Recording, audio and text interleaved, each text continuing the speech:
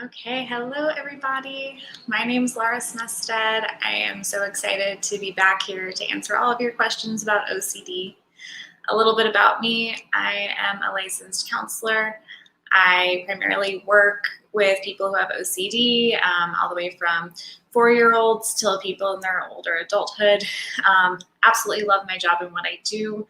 I also have a series of game-based exposure workbooks that I'll be showing and giving away a little bit later in the webinar, just to be an extra adjunct to exposure therapy. Exposure and response prevention is hard a lot of the time, and so these are designed to add just a little element of fun to that.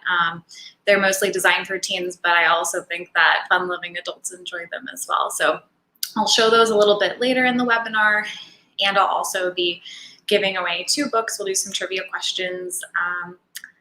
And yeah, I am ready to answer your questions. I don't think I have any yet, so please send in your questions. Okay, great, got some coming in. How to stop checking. First of all, compulsion eliminating is extremely difficult. So a lot of what I'll say with checking can apply to a lot of other compulsions as well. Checking is a very common compulsion. It can be physically checking things, it can be mentally checking things, and just saying, oh, I'm just not going to check again ever, might not be the most realistic place to start. So oftentimes what I recommend to the people who I work with is coming up with a plan to change the ritual, delay the ritual, reduce the ritual, and then eventually eliminate it. So for checking, that might look like, first I'm going to delay. So let's say because OCD tells me I'm not safe, I have to check behind me 3 times. That might be a common compulsion for checking. I get that urge and I say, I'm going to wait 5 minutes and then I can check. So it's still not the ideal situation, right? Still giving into the compulsion isn't the best scenario. But again, just saying I'm never going to check might not be realistic. So starting with delaying, it can be checking different amounts of time, if it's number specific or if it's just until it feels right. You can try to play around with the amount of times, the length of time, any way that you're changing the ritual, trying to mess with OCD, and not checking in the exact way that OCD wants you to check. And then can also be reducing. So I've had a few people get those little clickers that clubs might use to check attendance of who's coming in, and they will click it every time they check, and then they make a goal based off of that. So I've checked 82 times today. Tomorrow I'm going to try to check no more than 75 or whatever it is. And then gradually trying to reduce the number of times you're checking. And then eventually not checking at all. Another thing that I think is a pretty popular concept, because I've heard people from other areas talk about this, but the idea of something called a ban book, and there might be other names that people use for this, where if you're working on a compulsion that you're trying to get rid of, to have a notebook essentially where you keep track of how many times in that day you've resisted the compulsion and how many times in the day that you've given into the compulsion, and then obviously working toward increasing the resisting and decreasing the giving in. So those are just a few ways that you can work on stopping that behavior. That was a great question. Okay, let me see what other questions are coming through. Okay, I just had my first session yesterday. I have hope, but I really want to get the most out of therapy. I've asked others their advice, so I'm asking you as well. How can I get the most out of therapy? A lot of what you get out of therapy is what you put into therapy. It sounds really cliche, but your level of commitment and motivation and follow through is going to have a significant impact on the type of progress that you see. People who are doing ERP, and again, this is mostly my experience of who I work with and talking to other clinicians as well, but generally speaking, someone's going through ERP and maybe they're just engaging in ERP in that one session a week. they will likely still make progress, but at a much slower pace, as opposed to someone who is doing ERP and really committing to working on that outside of session, trying to get little wins wherever they can, trying to fight the OCD wherever they can. And obviously that's not going to be perfect, because that's the point of going through treatment and getting better, but really being committed to gradually working on things on your own as well. And what I see is people who are doing that tend to get better slightly faster rates of improvement. So that's one of my best advice pieces, is to just really commit to it and figure out a way to let that transfer into your day-to-day life, so that it's not just a, well, I'm in session, and so what I do is ERP when I'm in session, and then all the other days of the week, I don't have to do any of that stuff. Probably won't see results quite as fast. Yeah, so I would say that's probably my primary piece of advice there. Okay. I know I talked about this a little bit when I was on a few weeks ago, so if any of you were viewing then, this might be a little bit of a refresher, but I think it's really important because so many people with OCD ruminate, and they're trying to stop that behavior because it is, at the end of the day, feeding OCD. And so, so I think it's important to touch on. Like any other compulsion, it might be a gradual thing that you're reducing and getting rid of. What I've found is, because rumination is a mental compulsion, sometimes it can be harder to catch that you're doing it. If you're doing a physical compulsion, like physically cleaning something, or erasing something excessively, like it's a physical thing that you're doing, and so it's easier to at least notice that it's happening. But because we think all the time, it can be hard to tell that you're in a mental compulsion sometimes until you're already like deep into it, or it's already done. And so sometimes people say, oh, well, if you're ruminating, then you should go do something else and distract yourself. And I think that comes from just kind of like general societal views of, if you're thinking about something and it bothers you, don't think about it. For OCD, that might not be the best course of action. So there's the rumination side, and that we're like spiraling down with OCD and giving into it. And then there's a distraction, like flight mode, which also isn't helpful, because then it's just avoidance, which is a different compulsion. So finding that sweet spot in the middle, where you are allowing yourself to be in the discomfort, allowing yourself to acknowledge that the thoughts that you're having are uncomfortable, without letting OCD drag you down to the rumination side, and without just completely avoiding it altogether. And so some things that I found have helped people be successful in that is finding a focal point within the intrusive thought. So if you're getting an intrusive thought, I'll just give an example. That the intrusive thought is, what if you suddenly decide to hurt your best friend? If I have OCD, that thought can be very, very distressing to me, because I don't actually want to hurt my best friend, but having the thought is distressing. And so a lot of times rumination will want to pull you down that what if path. Well, why am I having that thought? What if that means that I actually want to hurt somebody? Does that mean I'm a terrible person? And it can just keep going, trying to figure things out, trying to solve it like a puzzle. And that's all giving into the compulsion side. But to focus on just the thought, the what if I wanted to hurt my best friend? And trying to stay within that. This is an uncomfortable thought. I feel uncomfortable right now, and I'm going to stick with it anyway. And if that is too abstract, I've had people just repeat the thought out loud to be able to stay with it, to be able to stay with the discomfort without letting the mind go down the rumination path. So just repeating over and over. What if I want to hurt my best friend? What if I want to hurt my best friend? And doing that over and over until you're pretty much bored with it. And then it doesn't have as much meaning or distress, in the same way that you would do a lot of other exposures. This one happens to be exposure and response prevention all in the same one, because you're exposing yourself to this intrusive thought repetitively, and you're also eliminating the compulsion of ruminating. So that could be a good place to start with that one.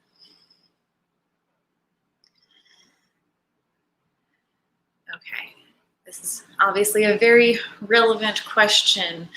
How can one help encourage people to stay within the scientific guidelines recommended for COVID instead of going way beyond them? I actually have had multiple people this week tell me, oh, I'm so excited that mask mandates are back, not just because I think that it's a safe thing, but because my OCD really, really, really wants this. And so just having some of these guidelines that are based on science to keep us safe also given to OCD, it's important to not go above that, right? So I've said before, and I know other people on OCD have said this before, the recommendation of CDC guidelines, not an inch above. And so that's something that can be hard to do because it's easier to give in to OCD than it is to fight. And if you're just given an opportunity where things that maybe before would have been viewed as excessive by other people are becoming more, I guess, normal or widely accepted, it almost gives someone a little more permission to give into their compulsions and give into their OCD, because it's like, oh, everyone's excessively using hand sanitizer, so if I do it, like, it's totally fine. However, other people aren't dealing with OCD. And so if you are being excessive in this because of OCD, then again, giving into compulsions, feeding OCD, making it stronger, making it bigger, which isn't really what we want. We want to make OCD smaller and quieter so it doesn't impact your day-to-day life as much. So I think first it's just bringing awareness to the why, that even if other people are doing things that are excessive or ritualistic from a non-OCD perspective, that in order to beat OCD, you might have to go above and beyond what maybe the average person is doing. And this means doing less, if that makes sense. So like the average person decides, I'm going to use an entire bottle of hand sanitizer on my hands. That's obviously a hyperbole, but we'll just go with it.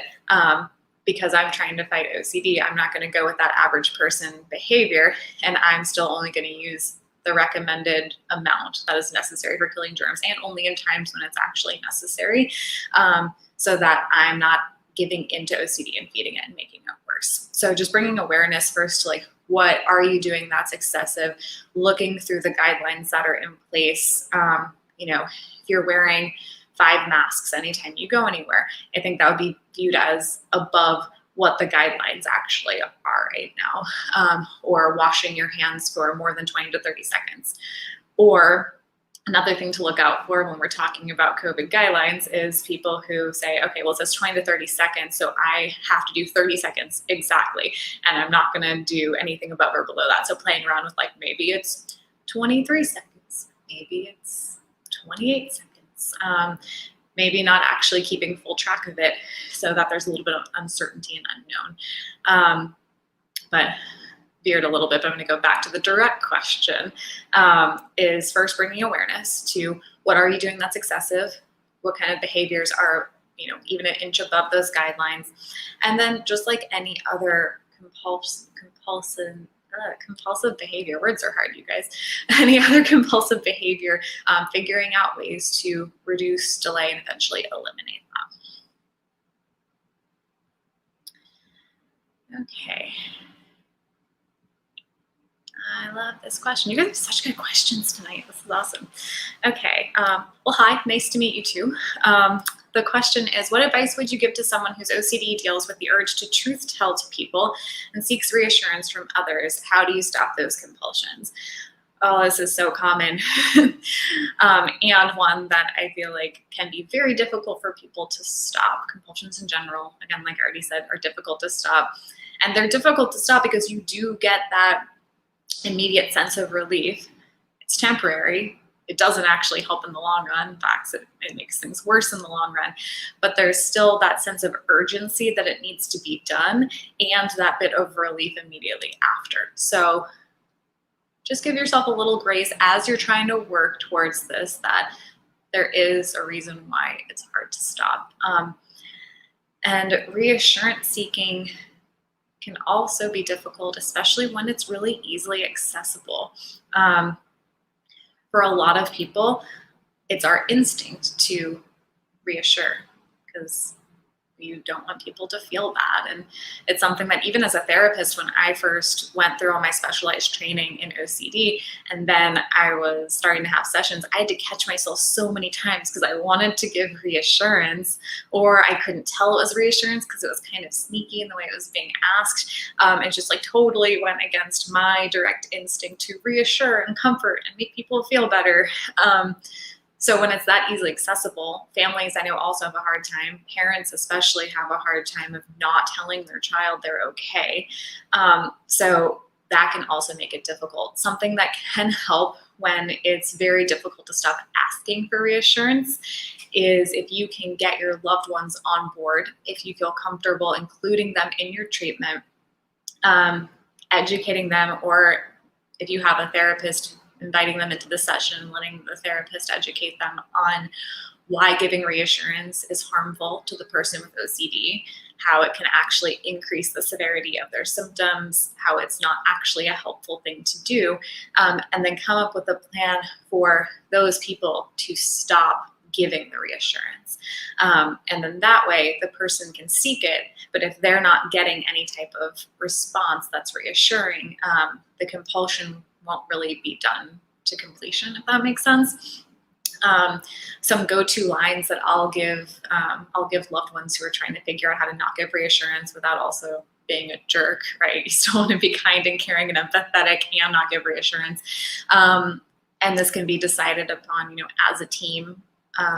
You can say something like, just flat out, I don't want to give into your OCD, and it sounds like you're asking for reassurance, and we both know that's not going to be helpful, so I'm not going to answer that question for you. Or it could be introducing uncertainty. So if someone's asking, like, is it safe to eat this food? Just responding, maybe it is, maybe it isn't, and leaving it at that. Things like that can be really helpful in the response. Like, I can tell you're having a hard time, but I still can't answer that question for you.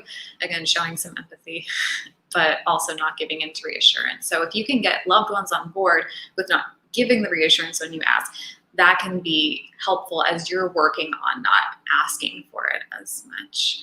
And I think similarly with truth-telling, confessing, however you want to call it, getting someone else to not engage and working on reducing it yourself. So that could be another opportunity where like the clicker, the ban book that I talked about earlier could be useful, is keeping track of how many times in a day are you confessing things unnecessarily, how many times in a day are you asking for reassurance versus how many times are you resisting, and then try to gradually over time reduce the number of times that you're engaging in that compulsion. That can be a good starting point for that. And then especially with the truth telling and confessing, telling little white lies as an exposure could also be helpful on the exposure side, since we just talked a lot about the response prevention side.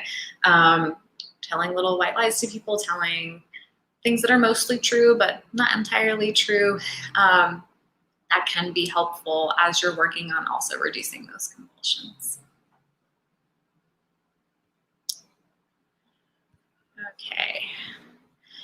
Sorry guys, I'm still getting used to like talking and picking questions and doing all the things, so it takes me a second to switch to the next one. Okay, this is related to the question I just answered, so I think that's a pretty good segue. How to ask your partner for support with OCD symptoms. It's an important piece, because if your partner is accommodating your OCD or participating in compulsions and rituals, which they might not realize they're doing, it's going to be a lot harder for you to be successful in treatment, in the same way that if you gave into your OCD all the time, it would be harder to progress in treatment. So it's a lot of psychoeducation. I've done a lot of this with my therapy clients, where they'll bring someone in and I'll be able to educate them a little bit on the why. And sometimes people are able to do that on their own. They feel comfortable educating their partner on what is helpful and what is not helpful when you're with someone who has OCD. And explaining that the best ways to support even though it's going to be uncomfortable for the person with OCD, are to not accommodate the OCD. And if you're going to be asking for support, being honest about what that looks like. If you want to avoid certain places or situations or people, and they say, oh yeah, absolutely, we'll just change our plans. We don't actually have to go to this restaurant that we were going to eat at because I don't want you to be uncomfortable. That's actually not helpful, even if it's what you want in the moment, because you want that temporary relief from a compulsion like avoidance. That the best way to support is to not give in and to not accommodate. And also to not give reassurance, which I know we just talked about, and that falls into this as well. As like, I might ask you for reassurance. Here's some ways that I'm probably going to ask you for reassurance. Like, listen for those things, and then we'll come up with a response for you to not give into that for me. That's another way to show support. And then also not engaging in the person's rituals. And some of it, again, goes against our natural instinct. I guess personal example for me is I was with a friend who I know has OCD, and we were leaving a public place, and I saw the hesitation to touch the door, to open it. And my first instinct is like, I don't want anyone to be uncomfortable. I should open the door for this person. And then I had to put my therapist brain back on and say, no, I want to support this person in their journey and in their treatment. So the best thing that I can do is just stand here and be patient and wait for them to open the door on their own instead of rescuing them. And it's really hard for loved ones because we don't want the people that we care about to be in pain or distress or discomfort. So a lot of this is really difficult to implement. And it's the thing that's best to support a person with OCD. So I would say educating on all of those areas, giving examples of what those things might look like, what types of rituals maybe they're already participating in that they don't realize is a ritual, like saying good night at a specific time or in a specific way, or a specific number of times. They might just think, oh, this person loves me and is telling me good night, and not realizing that they're doing it in a compulsive way. So being really open, I think it takes a lot of openness and honesty in order to really get the full support that you need from your partner. And then just being open to like, what other things do you need? What kind of things are helpful for you if you're in distress? What's actually helpful, not to like take away the distress because you need to feel that anxiety in order to get better, but how can they respond in a way that actually works well for you? So it takes some education and conversation. It can be a little uncomfortable to ask for that, I'm sure. And so if you are seeing a therapist, that can be great to either consult with them on like what to say and how to do it, or even have them help guide that conversation. Okay, I'm going to pick one more question and then I'll introduce the giveaway. Okay, again, thanks for being patient with me as I figure out this back and forth picking questions apart. Okay, this is an interesting question. Is it true if I'd want to do something, then I do it, like intrusive thoughts? So I'm not going to directly answer this question because it could be giving reassurance, but I will give a little like evidentiary backing to something else that's very closely related. So we often refer to OCD as being ego dystonic, meaning that it doesn't really align with the person's personal values. And of course, there are always exceptions because OCD can latch on to like literally anything and everything because that's what it likes to do. But a lot of the time with intrusive thoughts, the reason why they're so distressing and so disturbing is because they're not congruent with how the person actually feels. And so that is why it feels so bad, and why that maybe rumination starts or compulsions, start to come about as a result of them, is that it feels bad because it's not in alignment with how that person actually feels, what they actually want. I'm trying to be very careful in my answer to not give reassurance. So I think I'm just going to leave it at that is a very, very common OCD thing, that it doesn't match up with how the person actually feels, which is why it's so disturbing and distressing. Okay, we're going to take a quick little break from questions. I'm going to do a giveaway, and then I'm going to show you a little bit more of the workbooks that I've created, and then we'll get back to answering some questions. So I'm going to be giving away 2 of my game-based exposure workbooks. If you missed the very beginning intro, they are designed as adjuncts to ERP therapy. They're all game-based, so they're designed to be a little bit of an element of fun, since exposure therapy isn't in and of itself like super fun because you have to do hard things. And so I have a couple of different themes. Each book is a different OCD theme, just so people can find something that's more specific to them. The reason why I'm not saying more details right now is because I want to ask some trivia questions to determine who is going to get these. I don't want to give away the answers to that. So I'll leave it at that for now. Have these workbooks. They are, the title page like says for teens with OCD, but really if they're for anyone who wants to like add a little fun. I have adults who use these and enjoy them as well. So it's not like strictly for teens either. But my first trivia question, and again, I'm going to be giving away 2 books, so 2 different people will be able to get one. My first trivia question is, how many of these OCD workbooks have I already published? So whoever gets the first correct answer will get the first book. After I give them away, then I'll tell you which ones you can choose from and how to get them. All right. Pamela, right off the bat, got the correct answer. I do have 5. And I also know that sometimes like these don't come in exactly the same order. And so Jessica also said 5 and Pamela said 5, and it was like at the exact same time stamp. So I'm just gonna say you 2 are my winners. Each of you is going to get a book. And in a little bit, I'll tell you how to do that. But first, so congratulations to you 2. The 5 books that I do have, which I'll show you a few of them that I have here.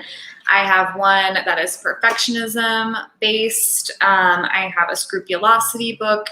I have one for airplanes and fear of flying, bathroom contamination, and COVID contamination. So for the 2 of you who won, you get to pick one of those 5 books: perfectionism, scrupulosity, bathroom contamination, COVID contamination, or airplanes. And then you will email Jenna, and I will put her email address in as a comment in this, so that you can email her with your information and which book you want to receive. And I'll just show you a little bit of what's in here. I know I showed them a few weeks ago for those of you who joined me. But again, they're all game-based. Something in the perfectionism book, like drawing things with a time limit. So draw that reptile in 30 seconds, and they have different reptiles and, different things like that. There's some bingos. I think my personal favorite, it even bothers me, but a lot of people have said this is like their favorite / least favorite because it's hard, is imperfect crossword puzzles, where all the answers are like pretty easy to get. They don't all fit in the blocks, or they fit in very weird ways, and lots more in there as well. Scrupulosity book has some word searches.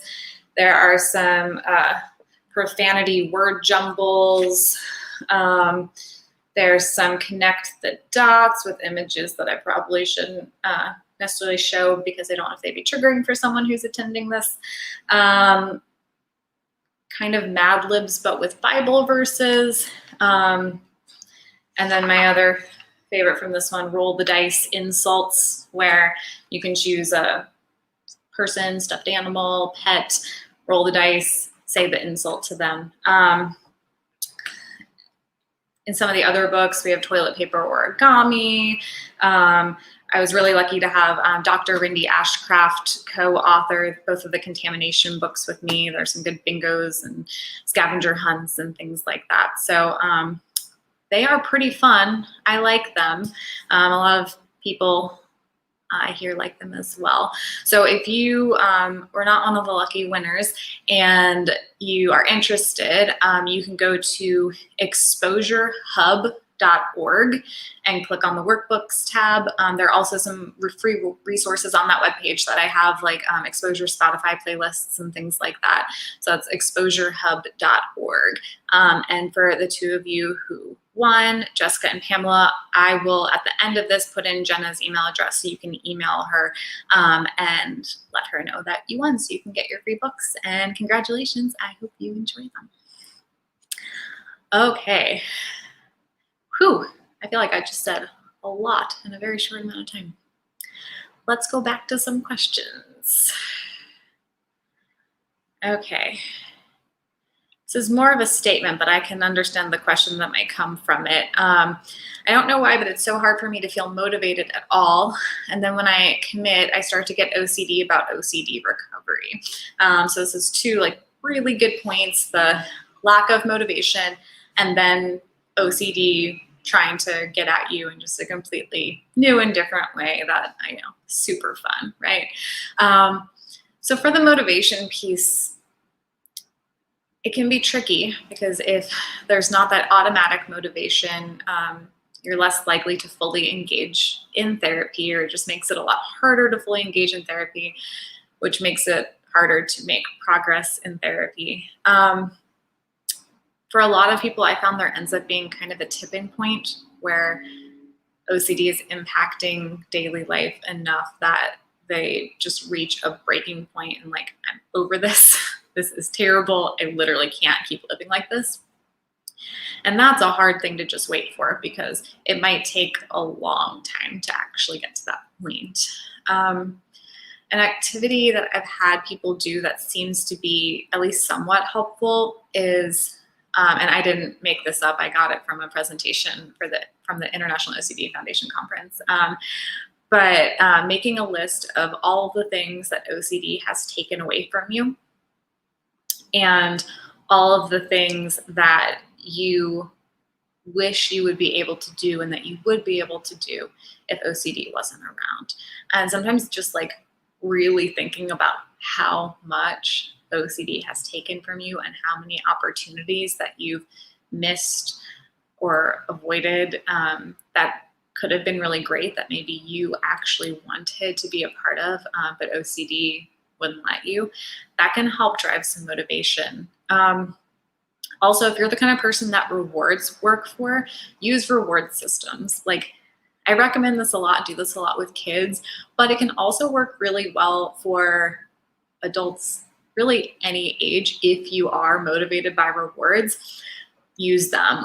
I guess an example is I've had people create like their own bingo card of exposures or response prevention pieces that they're working towards. And then they've created a reward for themselves of like, once I get everything on this card, then I will do this specific thing, like this thing that I've really been looking forward to, or, you know, I will splurge on this activity that I really want to do, things like that. But finding some kind of reward for yourself, if that motivates you, can help with that. And then the second piece is, I just want to share how common that is like you start to get better. You're beating OCD. You're like, yeah, this is great.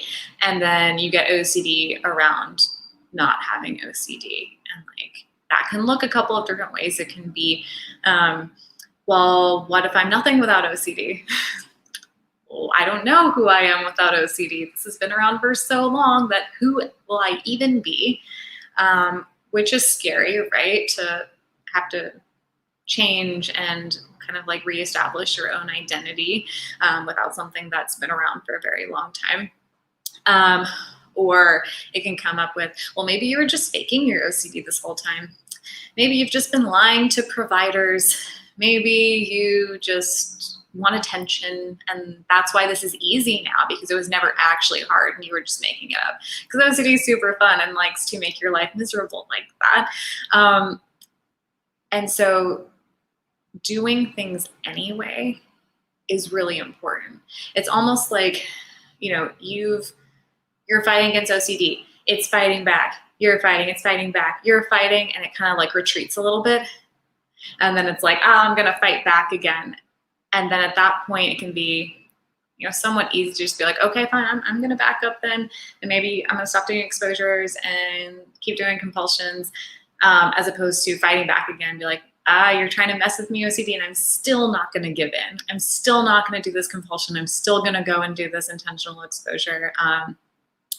That can go a long way, because then OCD will keep gradually retreating, but it's going to do everything it can to keep you in.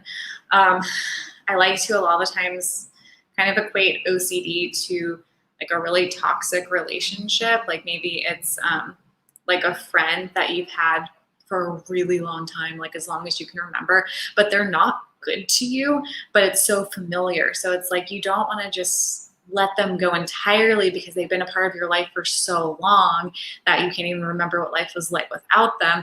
But like they're kind of terrible to you, and it really makes your life miserable. And then once you start to break away, they might try to keep drawing you back in, like, oh, well, maybe you're nothing without me, or maybe you don't even really exist without me. And that can like suck you back in. So it's almost like OCD is trying to manipulate you into stop doing ERP in some ways. I do want to clarify, I always externalize OCD. I talk about it, I'm sure you've noticed this already, I talk about OCD as if like it's another person, another entity, to be able to separate it, that like you are not your OCD. OCD is something that is going on in your life for you right now, but you are still a separate person. And so that's why I refer to it like that. So yeah, still trying to fight back, which I get can also be hard when you don't have a ton of motivation. So maybe it's simultaneously finding motivation within the time that you're making progress, and OCD is trying to knock you down. Okay, looking for another question again. Oh, I like this comment a lot. I agree with this. I think self-compassion and celebrating even the small wins helps get the most out of ERP. Can be really easy to downplay, because some of the like smaller wins might not even feel like you've done that much. It's like, oh, well, I just resisted this compulsion this week. Like, it's not that big of a deal. Like, tons of people go a week without doing something like this, but that's actually a huge deal. Like when you have OCD and you're able to like squash a compulsion, or like do a really hard exposure, or just like say no to OCD, that is a really huge thing. Like beating OCD is hard work. ERP is hard work. I have the utmost respect for everybody who goes through this and fights their way through the other side. Like the people who I work with inspire me so much every day. And it's one of the reasons I love my job so much, because it takes a lot of work and effort. So I totally agree that celebrating the small wins, acknowledging those small wins, that can also help with motivation. Like, okay, well, a month ago, I couldn't do this thing, and now I can do this thing. Like, that's really cool. That's really neat that like this amount of time ago, you couldn't do something because OCD was preventing you from doing it. And then you did the work to get to the point where now you can do it and it's not an issue. Like, and it might seem small. Like, an example I can think of is, let's say someone, I'm gonna pick something really random. Someone has OCD around coffee, because OCD can literally latch onto anything. And maybe when they start therapy, they can't even say the word coffee. So seeing someone go from like, I can't say the word coffee, to now I'm smelling coffee, to maybe I'm drinking coffee. Each little step, like just being able to say the word, is such big progress, because you couldn't do that before. So I completely agree with this, is celebrating the little wins, because they might feel small, like, well, everyone can say the word coffee, so the fact that I can say it isn't that big of a deal. But like, it is a big deal, because you actively fought OCD to get to the point where you could say that. I think it's pretty rad. Okay, we have time for a few more questions. It's exciting that I have so many. I'm sorry that I won't be able to get to everyone's question tonight.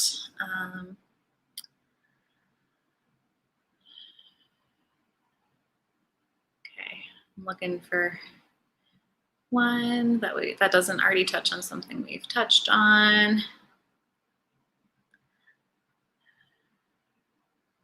Okay, when my daughter seeks me and is ruminating out loud what to do, what do I do?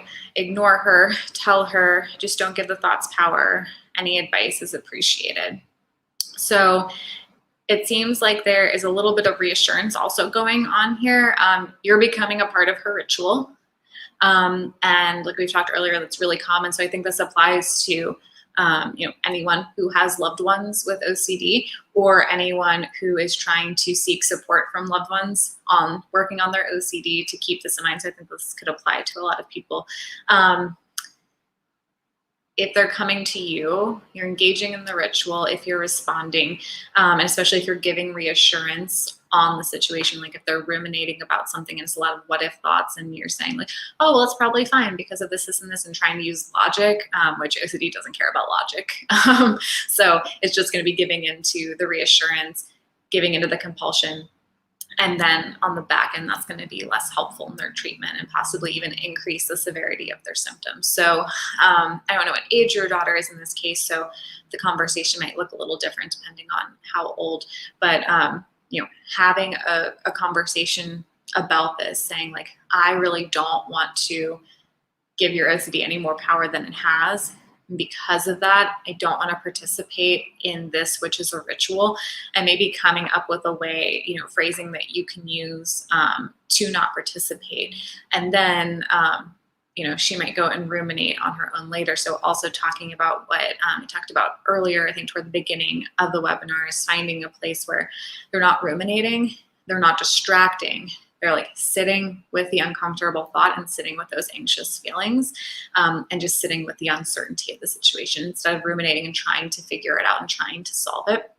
So just being really upfront about the benefits of those pieces, I think could be really helpful. And that's probably where I'd at least start. And of course, it also depends on, the level of motivation, how willing the person is to do those things on their own. But at least from the end of the loved ones, you can make a choice and articulate that you love them and don't want to participate in rituals, including reassurance seeking, because in the long run, it's not going to benefit them. And that doesn't mean that you don't care about them. You're doing it because you care about them, and knowing that like you're there to support them in this.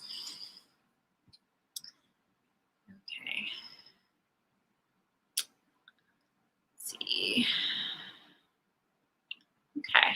I live in a city where locking the doors is very important. How do I tell if my concerns are valid? It's hard to find the line of overreacting.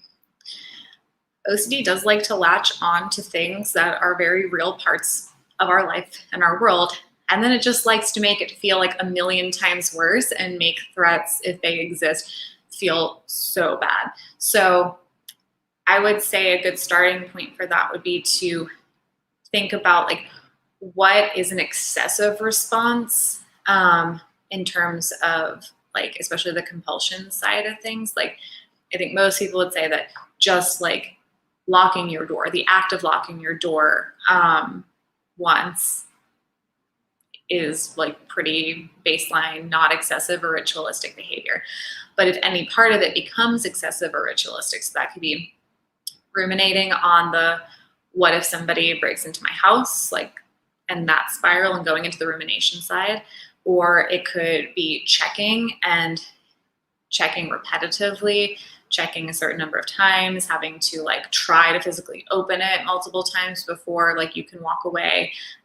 Usually that'll happen more than once. It won't just be like a quick one-time check. Because I think a lot of people have that. Like I even the other day, like walked into somewhere, I was like, I have no idea if I locked my car because I was not paying attention. So I'm just gonna like lock it real quick and then go about my day. But I didn't then like doubt again or like excessively. And if I knew that I had locked it in the logical side of my brain, I wouldn't have gone to relock it another time because that would be more excessive.